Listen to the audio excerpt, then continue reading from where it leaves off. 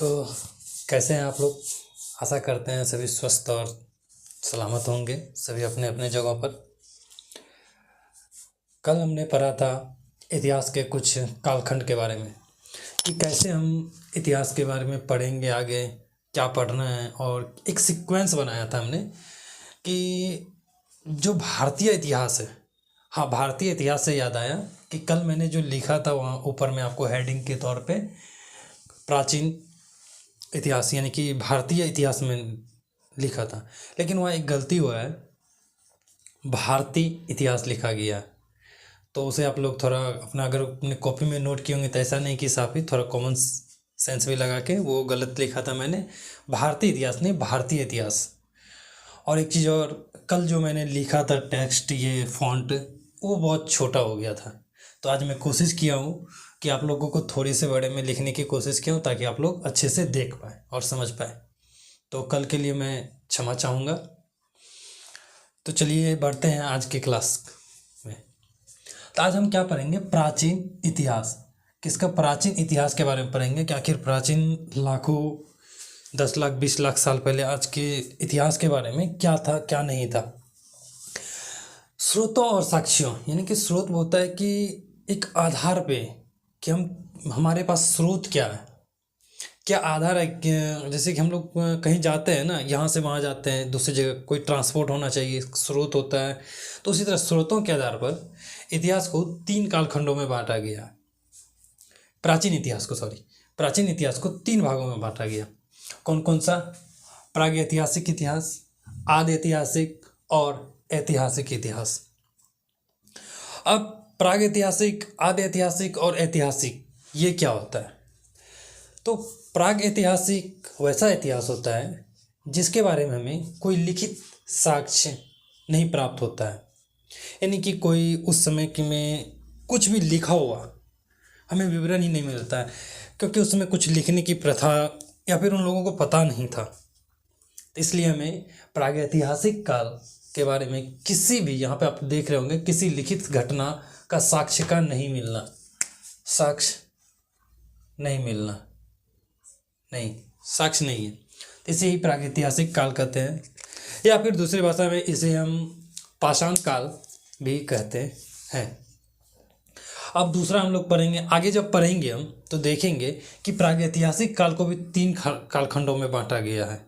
प्रागैतिक यहाँ पे आप देख रहे होंगे थॉमस ने बांटा था, जर्गेनस थॉमस ने इसे 3 कालखंडों में बांटा। किसे?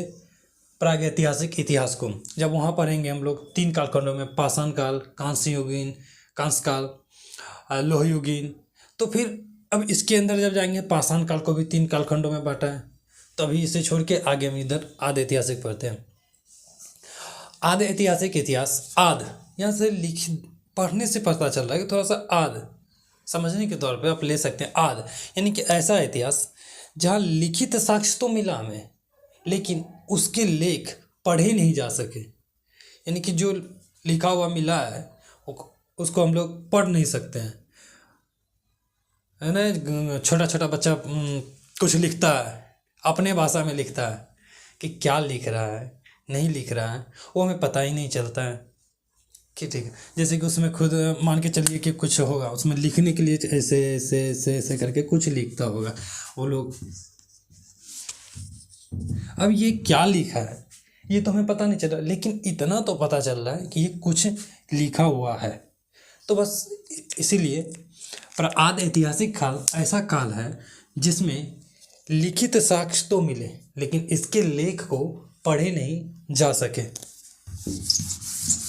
इसलिए हम लोग इसे आदि ऐतिहासिक इतिहास कहते हैं।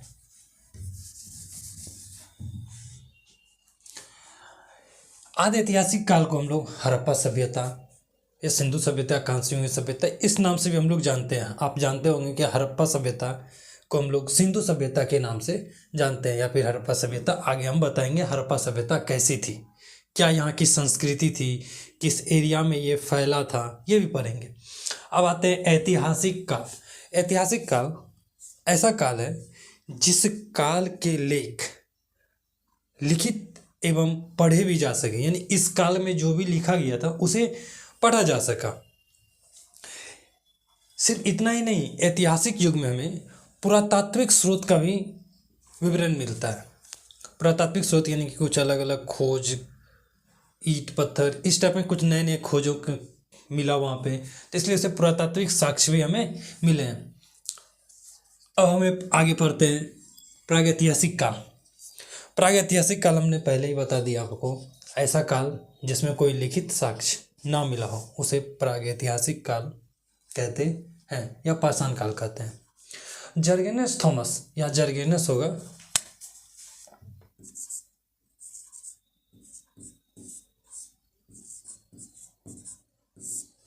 ठीक है।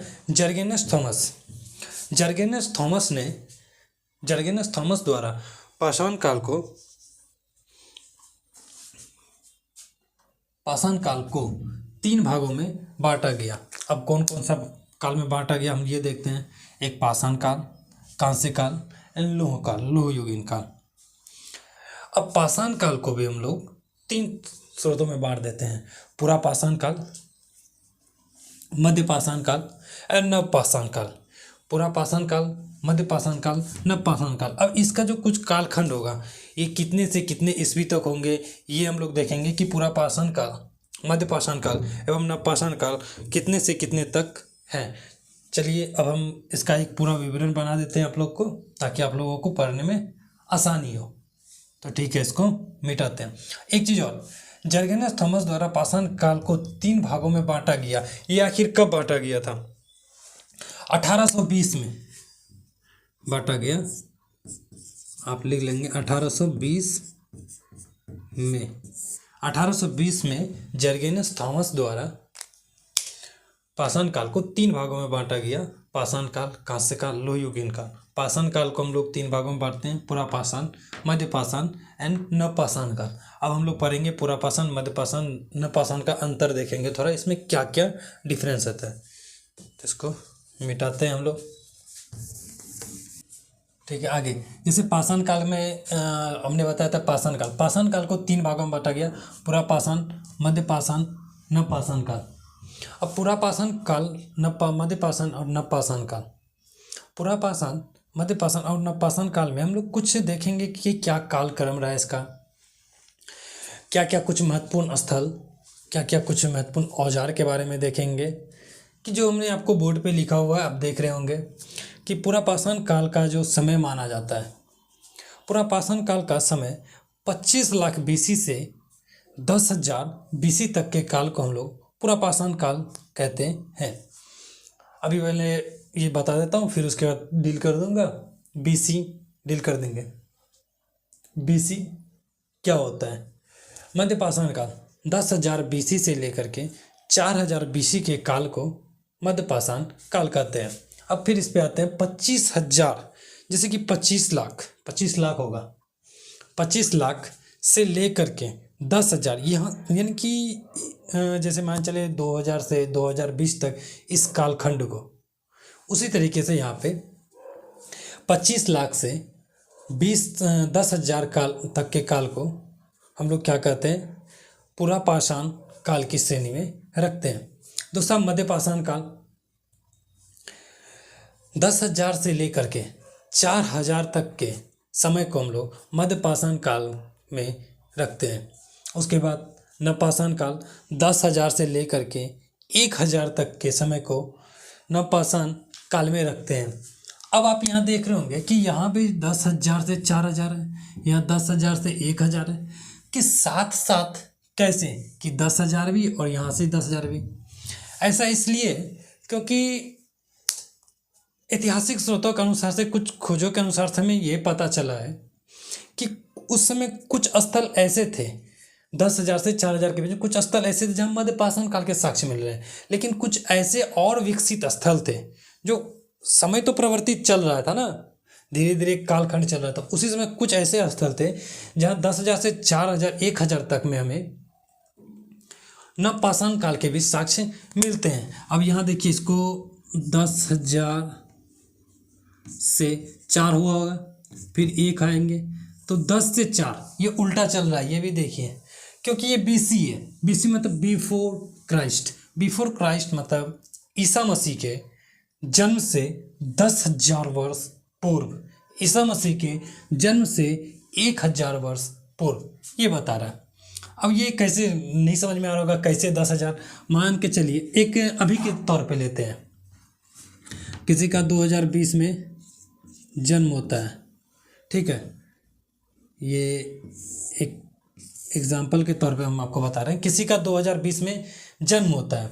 अब 2020 से पूर्व जाएंगे हम लोग, 2020 से 2010 ये लिख सकते हैं, 2018। अब ज़्यादा पुराना कौन होगा यहाँ पे, नया कौन कहला सकता है, 2010 सबसे पुराना, 2010 इससे पीछे, तो इसके तो उसी तरीके से वहाँ पे तो ईसा मसीह के जन्म को आधार वर्ष मान करके बताया गया है। तो उम्मीद है कि ये चीज़ तो समझ में आ गया होगा। अब आगे देखते हैं लक्षण क्या था। लक्षितन नवपाषाण पूरा पाषाण काल के समय में जो उसमें के लक्षण हम देखते हैं, लक्षण यानी गुण जो देखते हैं, उस समय के मनुष्य आखेटक एवं खाद्य संग्राहक होते थे। आखेटक क्या होता है, आखेटक मतलब किसी का शिकार करना, पत्थर रहे तो भौंक के शिकार किए और कच्चे जो होता है उसको को खाते थे, यानी कि अपने भोजन पेट भरने के लिए, भोजन के लिए वो किसी जानवर पर, पक्षियों पर, उस पर आश्रित थे, जानवरों को मार करके खाते थे, आखेटक कहलाता है। अब खाद्य संग्राहक क्या होता है, भोजन के लिए एक जगह से दूसरे जगह यानी स्थान परिवर्तन की करते थे, एक जगह से दूसरी जगह जाते थे, इसे ही हम लोग क्या कहते हैं, खाद्य संग्राहक कहते हैं। मध्यपाषाण काल में भी हम लोग यही चीज़ देखते हैं कि आखेटक एवं खाद्य संग्रह किए उस समय तक मनुष्य, उसमें भी नवपाषाण काल में हमें चेंजिंग देखने को मिलता है। यहाँ कई जगहों पे कृषि, अब देखिए पहले जंगल हुआ करता था, अब जब मनुष्य जाता था एक जगह, बहुत सारा जंगल को कहीं कहीं थोड़ा थोड़ा जंगल साफ करके वहाँ पे कृषि किया गया। लेकिन एक चीज़ यहाँ भी रखिएगा कि ऐसा नहीं है कि कृषि एक ही जगह 4-5 फसल उस जगह करते थे, फिर वहाँ से चेंज करके ये लोग फिर वहाँ भी बदलते थे, वहाँ भी स्थान परिवर्तन होता है। लेकिन यहाँ पे दोनों काल में जो हम लोग देख रहे हैं लगातार, यानी कि आज यहाँ पे कुछ दिन, 4 दिन 5 दिन, फिर दूसरी जगह, फिर तीसरी जगह, इस तरीके से ये होते गए। लेकिन नवपाषाण काल में क्या हुआ कि कुछ एक जगह पे कुछ महीनों रहते थे, साल भर 6 महीना के आसपास वो लोग रहते थे कम से कम, इसीलिए इसे नवपाषाण काल के श्रेणी में रखते हैं हम लोग। अब औजार देखते हैं, पूरा पाषाण काल में जो औजार बना होता था, क्वाटरजाइट पत्थरों के बने होते थे औजार, पत्थर का, जनरली पत्थर का ही प्रयोग करता था जनरली। उसके बाद मध्य पाषाण काल में माइक्रोलिथ, सूक्ष्म। अब सूक्ष्म क्या होता है, यहाँ देखिए मोटा है लेकिन किनारे पे क्या आ गया, पतला हो गया, इस टाइप के पत्थर यहाँ पे ये लोग बना करके प्रयोग करने लगे दूसरे जानवरों को शिकार करने के लिए। नुकीला होगा तभी तो अच्छा सा मारेगा, धाए सुना, तो इसलिए माइक्रोलिथ सूक्ष्म पत्थरों का प्रयोग करते थे। नवपाषाण काल में स्लेट के बने औजार का प्रयोग करने लगे। आप लोग ये जान रहे हैं ना कि किस चीज़ के लिए क्यों करते थे ये चीज़, औजार स्लेट पत्थरों का जो प्रयोग कर रहे हैं, इस औजार का शिकार करने के लिए कर रहे हैं। खोज देखते हैं, पूरा पाषाण काल में हम लोग खोज देखते हैं, आग का खोज हो गया। आग का खोज तो हो गया पूरा पाषाण काल में, लेकिन इसका प्रयोग नहीं देखने को मिला कहीं पे भी। मध्य पाषाण काल में हमें आग का व्यवहारिक तौर पर प्रयोग देखने को मिलता है कि मध्य पाषाण काल में कैसे आग का प्रयोग कर रहा है, खाने को अपने पका के खा रहा है, जो वो शिकार कर रहे हैं तो उसको। अब आग का आविष्कार कैसे हुआ था,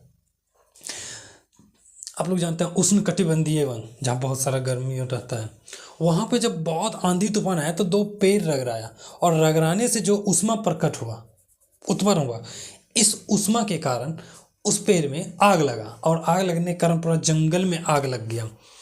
जब जंगल में आग लगा तो कई सारे पशु पक्षी जानवर दौड़ दौड़ के एक जगह से दूसरी जगह भागना चालू किया।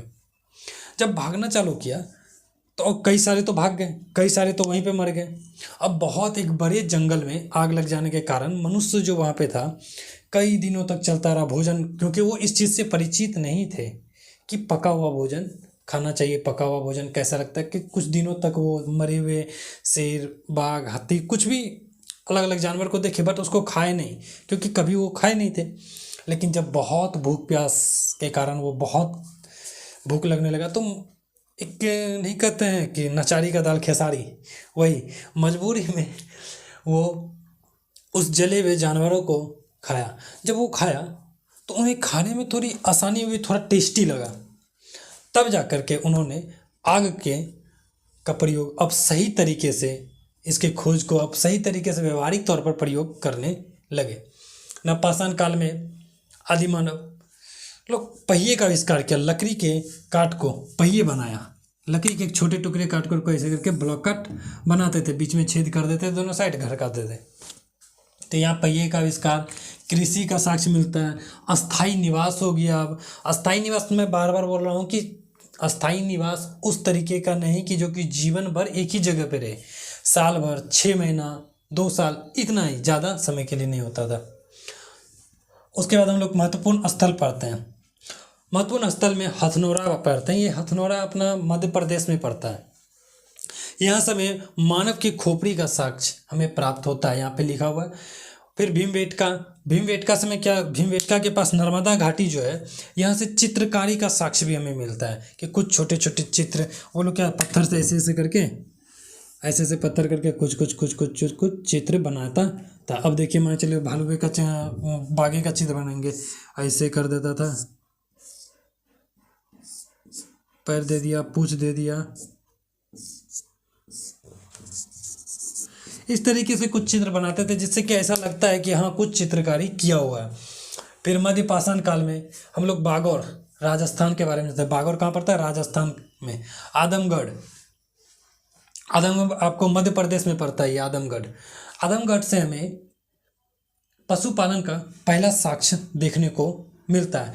और हम आपको बता दें कि पशुपालन सबसे पहले मनुष्य ने कुत्ता को अपना पालतू पशु बनाया था। चौपानी मांडो उत्तर प्रदेश। उसके बाद नवपाषाण काल में बुरजोम कश्मीर में पड़ता है। यहाँ से हमें मालिक के साथ में जानवरों को, यानी कि जानवर में खास करके कुत्ते को दफनाने का साक्ष्य मिला है कि एक ही कब्र में मालिक को भी लेटाया गया और उसके साथ में उसका पालतू जो होता था कुत्ता, उसको भी लेटाया गया। कहा जाता था कि पहले कि ये जो जा रहा है, ये जो मनुष्य जो मरे हुए हैं, जो ऊपर जा रहे हैं, इसके साथ में कुत्ता को भी लेटाया जाए जो उसका, ताकि ये वहाँ स्वर्ग लोक में भी जा करके उस अपने मालिक को सेवा करे, चाहे वो मालिक कितनों ने उस पर गुलामी किया हो, स्वर्ग लोक जाएगा। अब स्वर्ग लोक जाएगा कि नरक लोक, उसका मालिक के जाने। गारतावास, उसी को कहते हैं हम लोग गारतावास। फिर चिरांद, ये बिहार में पड़ता है। चिरांद से हमें किसका साक्ष्य मिलता है? हड्डियों का साक्ष्य मिलता है। कोल्डिवा उत्तर प्रदेश, यहीं पे हमें कृषि का प्रथम साक्ष्य देखने को मिलता है। कोल्डिवा से पहली फसल गेहूं एवं जौ थी। हम लोग ये चीज़ तो जान रहे हैं कि पहली फसल गेहूं एवं जौ थी, लेकिन पहली प्रयोग में लाई जाने वाली फसल कौन थी? पहली प्रयोग में लाई जाने फसल, यानी कि ज़्यादातर जो प्रयोग में लाया गया वो चावल था। और चावल का साक्ष्य कहाँ पर मिलता है? कृषि का प्रथम साक्ष्य मेहरगढ़ के कोल्डिवा, और कोल्डिवा से ही क्या मिलता है? हमें चावल का साक्ष्य मिलता है। ये आपको टैग किया हुआ है कि कृषि का प्रथम साक्ष्य मेहरगढ़ में ही कोल्डिवा पड़ता है, और कोल्डिवा से क्या? चावल। कोल्डिवा में क्या? चावल का साक्ष्य में प्राप्त होता है। अब मानव द्वारा प्रयोग में लाए गए प्रथम औजार, मानव द्वारा जो प्रयोग में लाए गए प्रथम औजार था तांबा था। तांबा का बना हुआ कुल्हाड़ी। तो मानव ने सबसे पहले कुल्हाड़ी को अपना औजार बनाया, और कुल्हाड़ी किसका था? तांबा का। यानी कि हम बोल सकते हैं मानव द्वारा सबसे पहले प्रयोग में लाए जाने वाले धातु तांबा बोल सकते हैं। ये कहाँ से प्राप्त हुआ था? अतिरंपकम से। दूसरा, भारतीय पुरातत्व शास्त्र का पिता हम लोग मानते हैं अलेक्जेंडर कनिंघम है। भारत में पुरापाषाणकालीन औजार की खोज रॉबर्ट ब्रूस फुट 1863, यहाँ लिखा हुआ है, दिख रहा होगा। भारत में पुरापाषाणकालीन औजार की खोज सबसे पहले कौन किया था? Robert Bruce foot 1863। उसी तरीके से भारत में मध्यपाषाणकालीन कुछ खोज विंध्याचल की श्रेणी में, लगभग विंध्याचल में आसपास CL क्लाइल ने किया था। कितना? 1867 में। तो आप लोग इसका स्क्रीनशॉट ले लें, या फिर आप जैसे उतार सकते हैं इसको उतार लें, इसके स्क्रीनशॉट ले लें, ताकि बाद में आप अपने कॉपी में इसे अच्छे से नोट कर लें।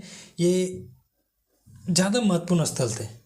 अब इसके बारे में भी हम लोग आगे, जब नेक्स्ट क्लास हमारी होगी, जैसे कल मैं नेक्स्ट क्लास लूँगा, तो मैं कोशिश करूँगा कि आगे आपको ज़्यादा से ज़्यादा बताया जाए। आप लोगों को अगर अच्छी लगती है क्लास तो क्लास को शेयर करें, अगर लाइक करना पसंद आता है तो लाइक करें, शेयर सब्सक्राइब करें। धन्यवाद।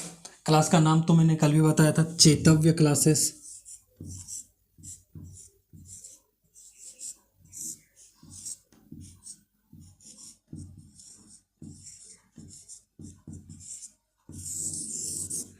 चेतव्य क्लासेस।